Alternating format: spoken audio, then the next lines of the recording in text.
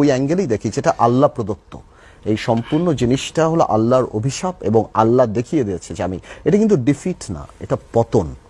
হ্যাঁ, এটা ফল, এটা কিন্তু ডিফিট না। এবং এই যখন ফল হয় তখন আমাদের এখান থেকে শিক্ষা নেওয়া উচিত। আজকে আমাদের দেখা উচিত যে সালমান রহমান একটা মুরগির খোপও পেল না পালানোর জন্য। তার যে লক্ষ কোটি টাকা, তার একটা পরিচিত লোক নাই যে বসবে। এবং আইনজীবীও কিন্তু তার পক্ষে যাই নাই। এবং আপনি লুক এট দ্য হেট্রেড, মানুষ কিভাবে সেখানে গিয়ে ডিম মারছে, স্যান্ডেল মারছে। ওনার সন্তানরা এগুলি দেখছে না যে আমার এই কি লাভ, আমার এখন মেফেয়ারে বসে হাওয়ানা চুরুট খেয়ে, যে আমার বাবার এই অবস্থা বা আমার মার এই অবস্থা, আমার চাচের অবস্থা, কোর্টে বমি করে দিয়েছে ভয়। হ্যাঁ, এক্স্যাক্টলি।